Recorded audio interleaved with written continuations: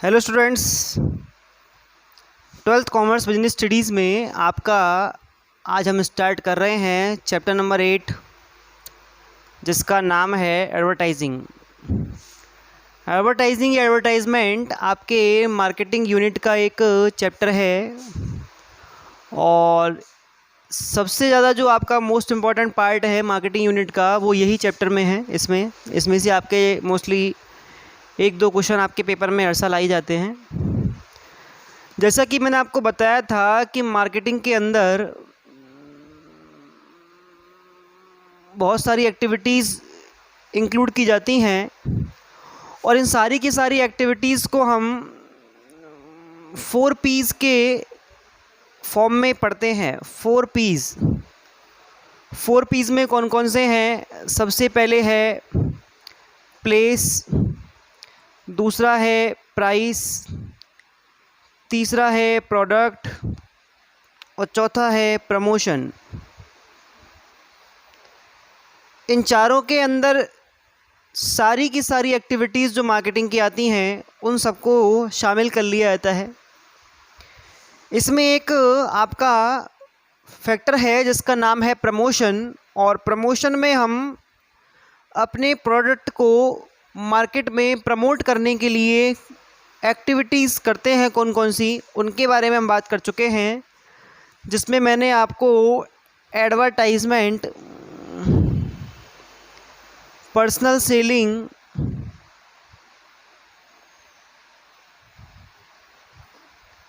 इसके अलावा sales promotion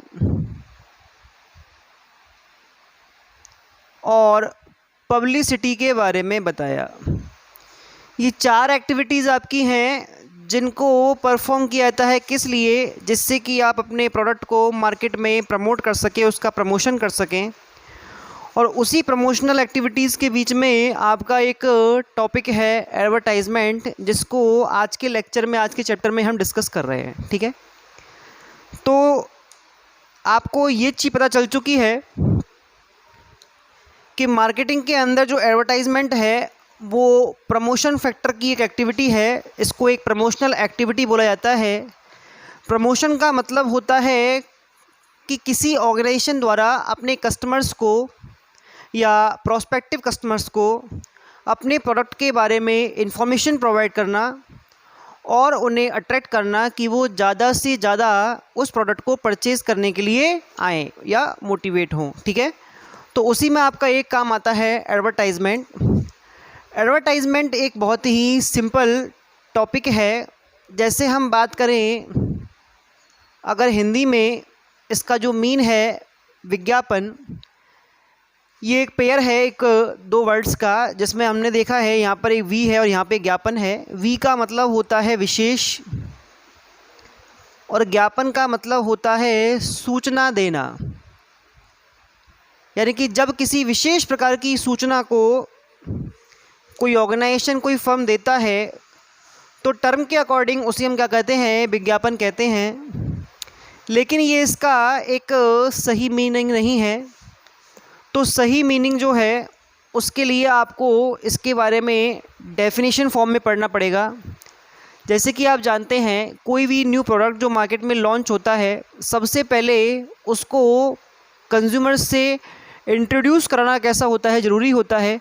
और इस इंट्रोडक्शन के लिए ही पहले आपको इन्फॉर्मेशन देना ज़रूरी होता है। और इस इन्फॉर्मेशन का सबसे जो अच्छा एक मेथड है वो है क्या? आपका एडवर्टाइजमेंट। आप देखते हैं हम एडवर्टाइजमेंट से घिरे हुए हैं, तरह तरह के बोर्ड होर्डिंग्स टीवी चैनलों के माध्यम से, न्यूज़पेपर्स में, मैगजीन्स में, इसके अलावा बड़ी बड़ी वॉल्स पे, इन सभी चीज़ों पे क्या होते हैं? डिफरेंट टाइप के एडवर्टाइजमेंट्स आप डेली पढ़ते, देखते और सुनते हैं। तो ये सारी चीज़ें इसलिए की जा रही हैं क्योंकि कॉम्पिटिटिव एनवायरनमेंट में जितना ज़्यादा आप अपने प्रोडक्ट के बारे में लोगों को इन्फॉर्मेशंस दोगे, जितना ज़्यादा आप किसी प्रोडक्ट के बारे में किसी कस्टमर के माइंड में रहोगे, आपको उसका बेनिफिट मिलेगा और आप उस प्रोडक्ट की ज़्यादा सेल कर पाएंगे। क्लियर? तो एडवर्टाइजमेंट जो होता है, वैसे इसका जो मीनिंग होता है, इसको हम बोलते हैं एक नॉन पर्सनल प्रेजेंटेशन। एक्चुअल में एक बहुत ही पॉपुलर आपके एक स्कॉलर हैं जिन्होंने मार्केटिंग के फील्ड में काफ़ी अच्छा अपना कंट्रीब्यूशन दिया है। उसमें एक आपके स्कॉलर हैं फिलिप कोटलर। इन्होंने एक छोटी सी एक डेफिनेशन दी है। डेफिनेशन क्या है कि advertising is any form, any paid form of non personal presentation of goods, thoughts and services through newspapers, magazines, TV and radio by an identified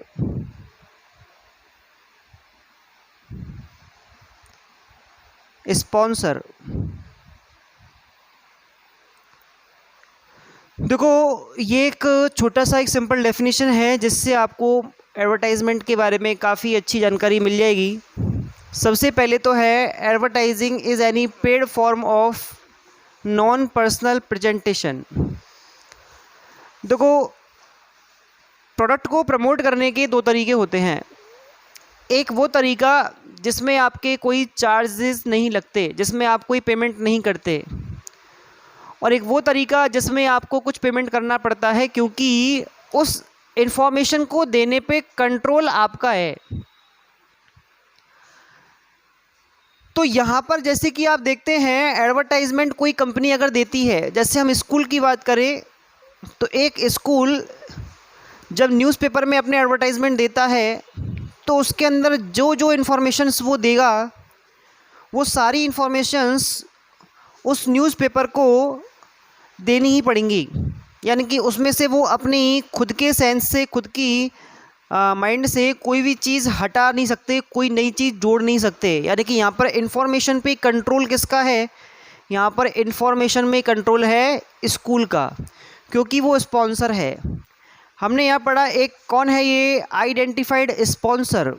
sponsor मतलब विज्ञापक, वो व्यक्ति जो विज्ञापन दे रहा है। जैसे मान लो जियो कंपनी है, जियो कंपनी के जो मालिक हैं वो मुकेश अंबानी हैं, तो वो जो न्यूज़पेपर में या टेलीविज़न पे ऐड देंगे तो माना जाएगा कि मुकेश अंबानी की तरफ से ये ऐड दिया गया है, तो उसको हम क्या बोल रहे हैं? एक आइडेंटिफाइड स्पॉन्सर बोल रहे हैं, ठीक है।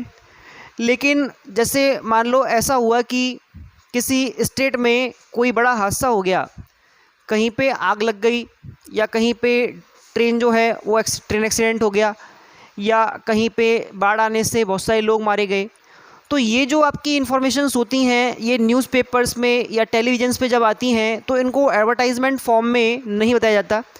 उस इन्फॉर्मेशन को जो आपका सोर्स है, जैसे मान लो टेलीविज़न पे कोई एंकर है, वो आपको टेलीविज़न पे जो इन्फॉर्मेशंस है, जो न्यूज़ है वो बता रहा है, तो वो अपने हिसाब से उस न्यूज़ को छोटा बड़ा कर सकता है, क्योंकि यहाँ पर कोई पेमेंट नहीं किया जा रहा इन्फॉर्मेशन देने वाली तरफ से, क्योंकि यहाँ पर एक इन्फॉर्मेशन देने वाला है ही नहीं, क्योंकि यहाँ पर इस इन्फॉर्मेशन को तो कलेक्ट किया गया है।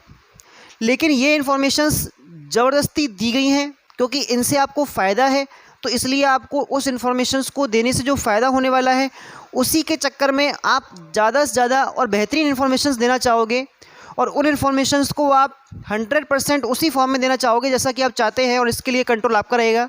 तो ऐसी कंडीशन में यहाँ पर जो पेमेंट है वो आपको करना पड़ेगा।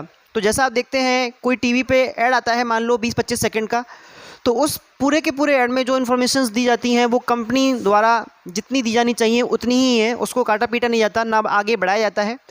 तो उसके लिए आपको क्या होता है? एक फ़िक्स चार्ज पेमेंट करना होता है, ठीक है। तो यहाँ पे बात चल रही है advertising is any paid form of non personal presentation. देखो पेड फॉर्म समझ में आ गया है आपको। एक बिना पेमेंट का भी क्या होता है? प्रमोशन होता है, जैसे हम पब्लिसिटी कहते हैं। पब्लिसिटी में क्या होता है? पेमेंट नहीं करना पड़ता, पब्लिसिटी को बोलते हैं प्रचार। और प्रचार में भुगतान नहीं किया जाता, पेमेंट नहीं किया जाता, लेकिन विज्ञापन में भुगतान किया जाता है। भाई आज मान लो कोई व्यक्ति है, वो व्यक्ति आईएएस बन गया, और आईएएस बन गया तो लोगों ने उसको क्या किया, बार बार उसके बाद पेपर में उसका नाम आ रहा है, शहर का नाम आ रहा है, उसके पेरेंट्स का नाम आ रहा है, उसको बार बार बधाइयाँ मिल रही हैं। तो ये सारी की सारी चीज़ें, वो जो बंदा आईएएस बना है वो ज़बरदस्ती थोड़ी दे के आ रहा है न्यूज़पेपर में। ये सारी चीज़ें न्यूज़पेपर वाले खुद ही क्या कर रहे हैं, पब्लिसिटी कर रहे हैं इस चीज़ की। तो इसके लिए उस व्यक्ति से किसी तरह का चार्ज पेमेंट नहीं लिया जा रहा है यहाँ पे। तो यहाँ पर क्या होगा कि पब्लिसिटी जो होती है, उस पब्लिसिटी में कोई पेमेंट नहीं होता, लेकिन एडवर्टाइजमेंट हम खुद देते हैं जाकर, तो इसलिए यहाँ पर क्या होगा, आपका पेमेंट किया जाएगा। तो यहाँ पर लिख रहा है any paid form of non personal presentation. Yes, ये चीज़ बहुत मोस्ट है। एक्चुअल में जो आपका एडवर्टाइजमेंट है, इसके केवल 3 ही कैरेक्टरिस्टिक हैं, जिसमें से पहला मैं आपको पढ़ा चुका हूँ, क्या, पेड फॉर्म। ध्यान रखना है, ये एक पेड फॉर्म है। जब भी आप एडवर्टाइजमेंट करोगे तब आपको पेमेंट करना पड़ेगा, चाहे आप छोटे मोटे पंपलेट छपवाओ, चाहे आप एक टीवी चैनल पे 20-25 सेकंड का ऐड दो, चाहे आप न्यूज़पेपर में एक बड़ा सा पेज, कवर पेज बुक करो, या किसी मैगजीन में दो, आपको वहाँ पर पेमेंट करना ही पड़ेगा। क्लियर? तो ये है आपकी any paid form of non personal presentation. ध्यान रखना है आपको, इसको अव्यक्तिगत, नॉन पर्सनल का मतलब होता है अव्यक्तिगत प्रस्तुतिकरण।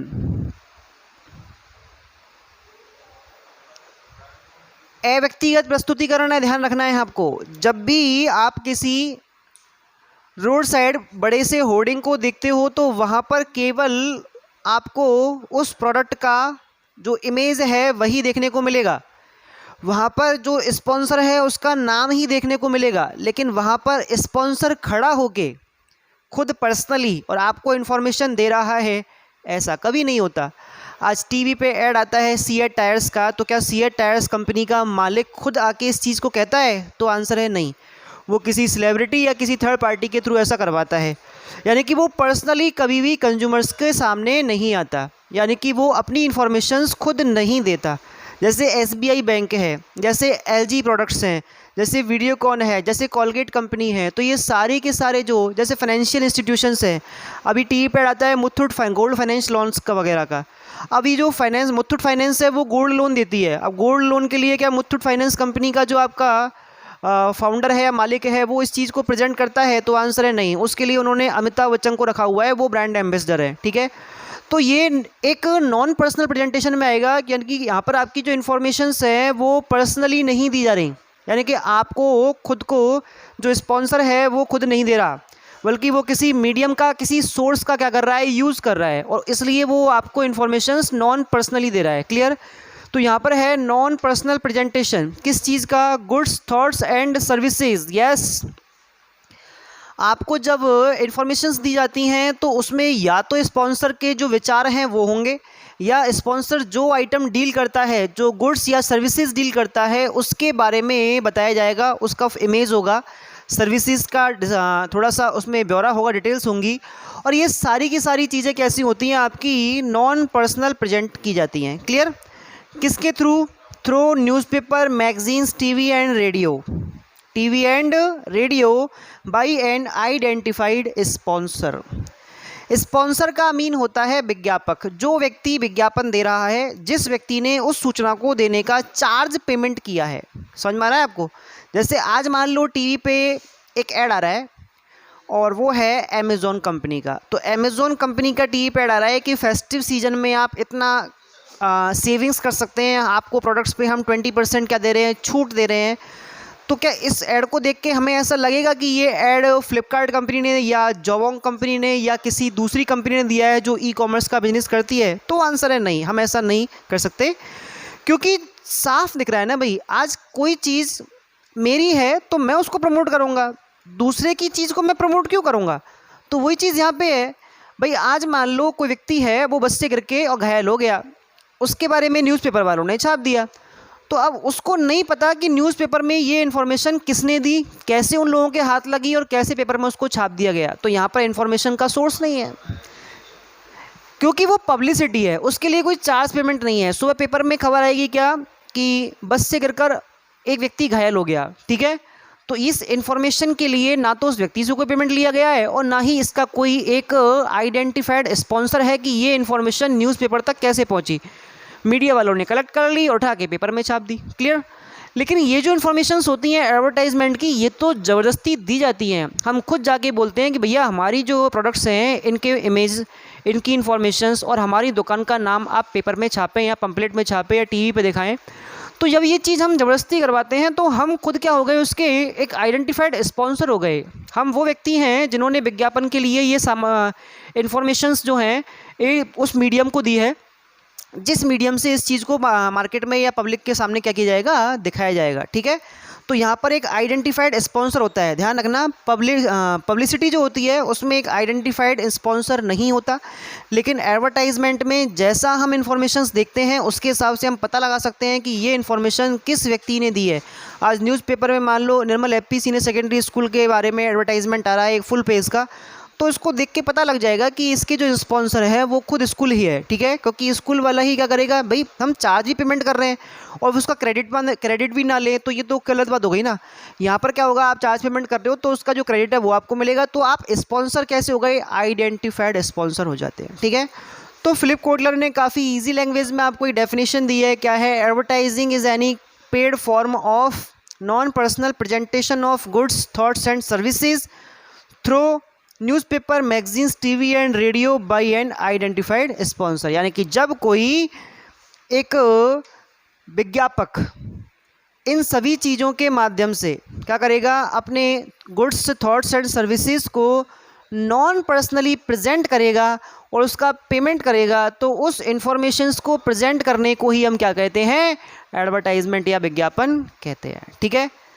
तो ये आपको काफ़ी अच्छा समझ में आया होगा इसमें डेफिनेशन में। देखो, पहली बात बता देता हूँ मैं आपको, यहाँ पर जो एडवर्टाइजमेंट है इसका मीनिंग कभी भी सेल को प्रमोट करना नहीं होता। अगर आपके माइंड में इस तरह का कोई आइडिया आ रहा होगा तो हटा देना। सेल्स प्रमोशन का मीनिंग होता है सेल को प्रमोट करना।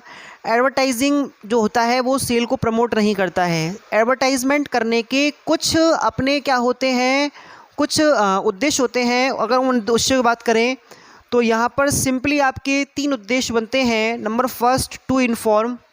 सबसे पहले तो आपका जो एडवर्टाइजमेंट होता है वो क्यों किया जाता है, केवल और केवल इन्फॉर्मेशन देने के लिए।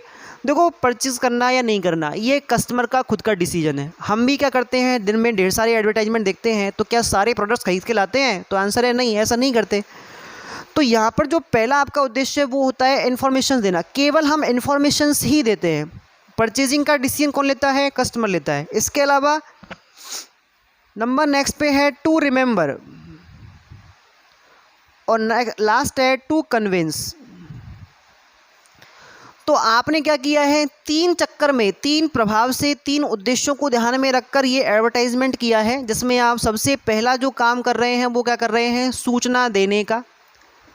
दूसरा कर रहे हैं आप याद दिलाने का, और तीसरा कर रहे हैं आप राजी करने का।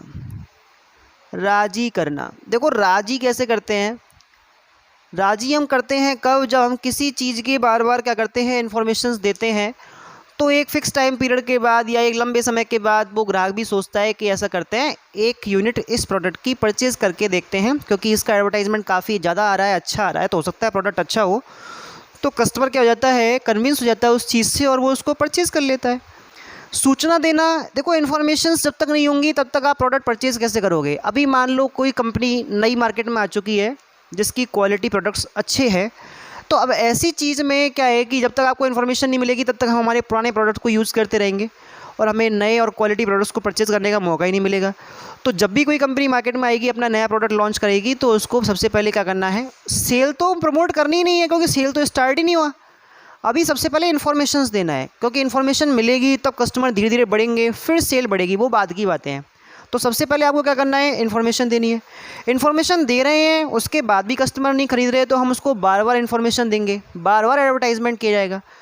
उसको जब प्रोडक्ट हमारा पुराना हो जाता है, पुराना हो गया, कस्टमर उसको यूज कर चुका है और भूल चुका है, तब हम उसका बार बार क्या करेंगे, थोड़ा थोड़ा एक टाइम गैप देकर एक एडवर्टाइजमेंट करेंगे। जैसे आज हम टीवी चैनल्स की बात करें, टीवी चैनल्स पे किसी पे भी पार्ले जी का ऐड नहीं आ रहा है, लेकिन अगर हम देखें दिन भर में, तो दिन भर में एक आध बार वो आएगा, इतना नहीं आएगा जितना और प्रोडक्ट्स के आ रहे हैं। क्योंकि वो कंपनी आपको याद दिला रही है कि भाई हम भी मार्केट में है। तो ऐसी कंडीशन में क्या हो रहा है, वो इन्फॉर्मेशन दे रहे हैं, वो अपने प्रोडक्ट की याद बना के रख रहे हैं और फिर आपको कन्विंस कर रहे हैं कि आप खरीदो। इसमें कहीं भी सेल प्रमोट करना नहीं है, क्योंकि सेल्स प्रमोशन से सेल प्रमोट होती है। एडवर्टाइजिंग से हम केवल कस्टमर को अट्रैक्ट कर सकते हैं कि वो अपने प्रोडक्ट को ख़रीदने के लिए आए, मोटिवेट हों। सूचना देते हैं केवल, प्रोडक्ट परचेज़ करना नहीं करना वो कस्टमर का डिसीजन होता है। ठीक है, तो इस तरह से जो बेसिक कंसेप्ट है एडवर्टाइजिंग का, वो आज की क्लास में आपका इतना ही है। नेक्स्ट लेक्चर में हम डिस्कस करेंगे आगे की बातें। Thank you.